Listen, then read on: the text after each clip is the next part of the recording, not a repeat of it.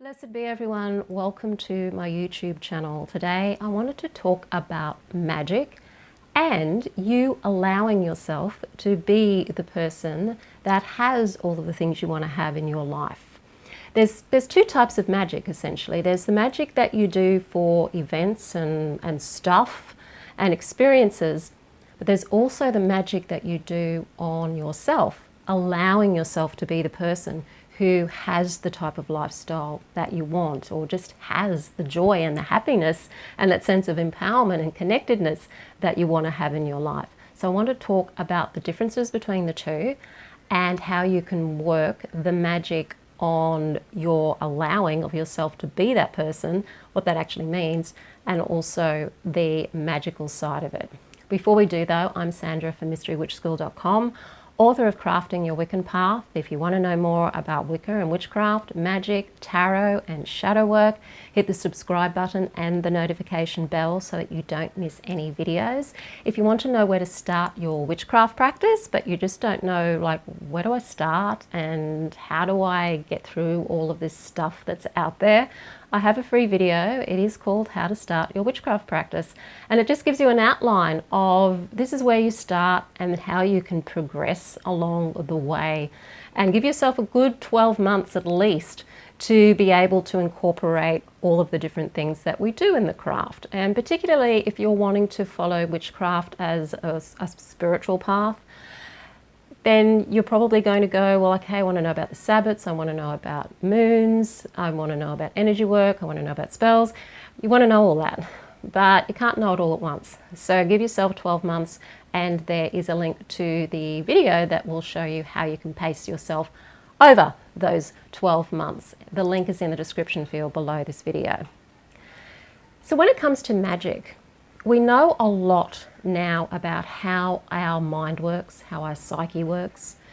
There's a lot going on in the law of attraction, law of assumption area. There's people now practicing magic who never would have gone anywhere near magic before in their lives and incorporating it into their lives under a different name, essentially. And a lot of them use manifestation or law of attraction as the name, but essentially it's all magic in the end. It's all being able to create what we want to create in accordance with our will. And whether you're doing law of attraction or you're calling it that, or you're doing spellcrafting, from that essential aspect, it's the same thing. We go about doing things a bit differently, and there's other things that are different, but essentially that's what we're doing. And there's two aspects to magic, and most of the time in the magical community, because magic's been around for a very, very, very long time, in modern magic, we associate what we want, either events to happen or situations to happen to us, with doing a spell or a magical working. And that's often as far as we go, is doing a spell for this or a spell for that. So if you want some money, you do a money spell. If you want to attract more romance into your life, you'll do a love spell. If you want success, you do a success spell, or a series of spells, depending on what style of magic you're working with. And that's great, and that often does give results. But sometimes for some people, those results either don't show up as well as you want them to, or they don't stick around. So if you're wanting to keep the money coming in, you find you have to constantly keep doing the money spells, or you're having to constantly do work on relationships or success magic and that kind of thing. Because the spells themselves do have their own energy, but they often don't have enough of the energy that's going to keep something going. Because what keeps things going is actually you, and the magic that you do on yourself, on your mental image of yourself, how you feel about yourself, what your expectations are in regards to what you allow yourself to have. So in the self-help industry, if you've ever been in the self-help industry, you'll often hear people say, you know, step into that version of you that has these things, or step into that version of you that is confident. I prefer to use the term allow yourself to be that person who you are. Allow yourself to be the confident you. Allow yourself to be the wealthier you. Allow yourself to be the more successful you. Allow yourself to be that person.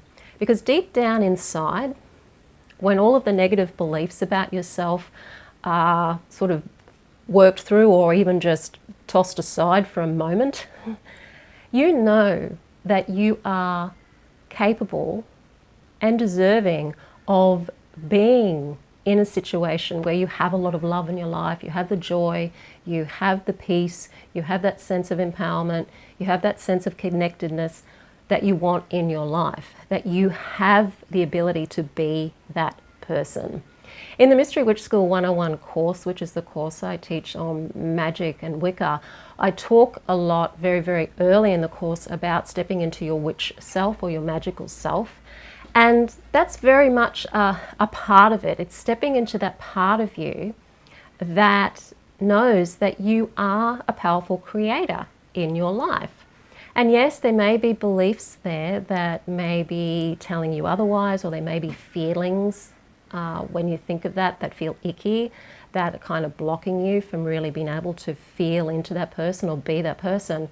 Deep down inside, you still know that you are that person. And when you do the magic on yourself, it's different to doing a spell.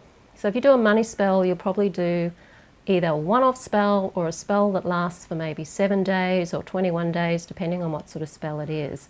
When you're doing work on yourself to allow yourself to be the person that you know you are underneath all of the negative beliefs and traumas, that is something that's more constant. That's something that you've got to work at every day. Because when you do allow yourself to be the person that has the love in your life, that has the success, that has the money, that has the confidence, or whatever it is you're feeling you need in your life that you're doing magic for right now, when you can feel you are that person, any spell work that you do for an event in your life or a situation in your life is going to work out so much easier and better for you, because you're already in that energetic space to receive it.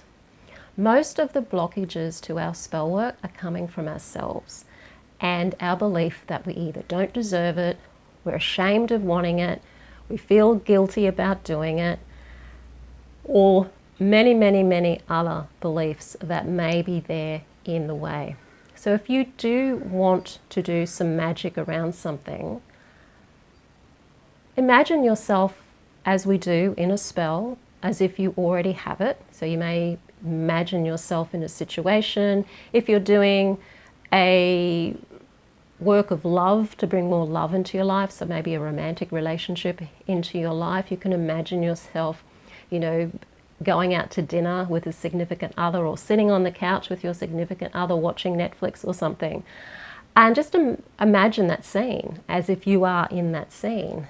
And that's all you have to do, because there's going to be a feeling that comes with that imagination. I spoke about this in a very recent video about how you don't need to force feelings in your magic. You simply just need to be able to put yourself in the scenario, either using visualization, if you can visualize, or using affirmations or other methods that get you just feeling what it feels like to be in that situation. Even if it's just for a moment, you're going to feel something. And you may find that when you do that, and you consistently do that, then things do start to change in your life. You may also find that when you do put yourself in that scenario, so for example, if you're wanting to bring more money into your life, you can just imagine what you're doing with that money, where you're spending it, what it looks like when it comes into your bank account, and just watch it happen. Just feel what you're doing and what that feels like when you're doing it. You may find there's some beliefs that jump in, like, oh, that could never happen to you, or who do you think you are to think that you could ever have that lifestyle, or many, many other beliefs that may come in. But just allow them to be there at this stage. Don't worry about the negative beliefs at this stage. Just allow yourself to notice what it feels like to have the money to spend on whatever it is you're wanting to spend it on, or what sort of lifestyle you want to have. And just think of this visualization as something that's of entertainment value to you. But if you do this every day, especially before you go to sleep at night and when you wake up in the morning, you'll find that over time you'll start to change. It'll actually change you because, as I've said many times, your subconscious mind can't tell the difference between what's real and what's imagined.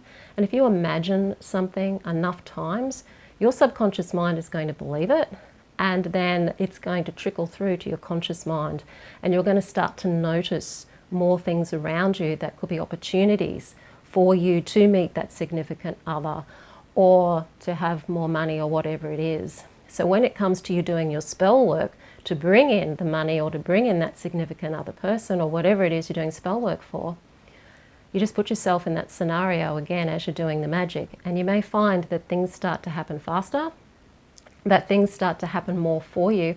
And especially this, you'll find that the moment when you start wanting something to change in your life or have in your life, if you're already being the person, allowing yourself to be the person that has that, and you've been practicing that every day, you won't even need to do a spell for things to start happening. They just start happening. It's like the magic truly comes from you, and you have to put less effort into doing spell work as you put more time into working on yourself and allowing yourself to be the person that is experiencing those things. The shadow work is a part of that. You may find there's a lot of negative beliefs or limiting beliefs that are kind of like you feel like are restricting you or blocking you. They may feel like energetic blocks. They may feel like a brick wall. You may feel like you're in a cocoon and you just can't burst out. Shadow work can certainly help you with that. But so can just getting through the ickiness, and it will feel icky at first. If you do have a lot of blocks to allowing yourself to be the person that has that, it will feel icky at first. Just do it anyway. Just allow the ickiness to be there, because the more you imagine yourself in the scenario of being in the situations you feel you want to be in and feeling what that feels like as you're imagining yourself in those situations, the more you do that, the more you will actually get used to doing it, and the ickiness will start to wear off over time. So that's a really important magical tip, because it's often overlooked in magic, because it's something that's come more out of the law of assumption area for people who follow authors like Neville Goddard and Florence Scovel Shinn and Joseph Murphy, and those people who are more into metaphysics and also more into the human potential movement. So when these sort of come together now in our modern time of magic and more of the human potential movement, as they're coming together, we're starting to learn a lot more from each other and cross-pollinate.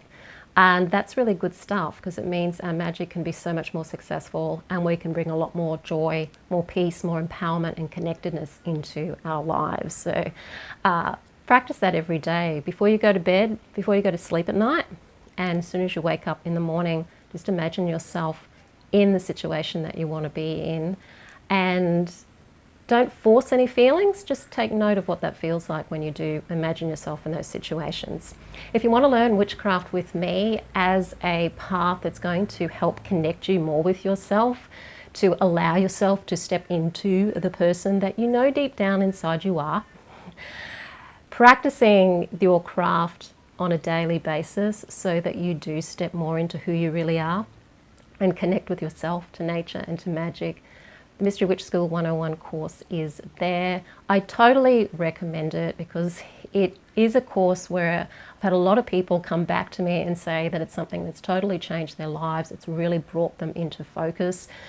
Maybe they've been trying to search for how to put things all together by themselves for a long time, and they go into this course for 12 months and things start to fall into place, because the course is actually structured, it slows you down, and it gets you actually practicing the craft. So I totally recommend it if you are feeling lost right now, not knowing where to go or how to put it all together, so that you can start to experience that you and allow yourself to be the magical you that you know yourself to be. So the link to the Mystery Witch School 101 course is in the description field below this video. I would love to see you in the course. If you like this video, hit the like button, share it with your friends. Don't forget to subscribe. I am Sandra for mysterywitchschool.com. Blessed be.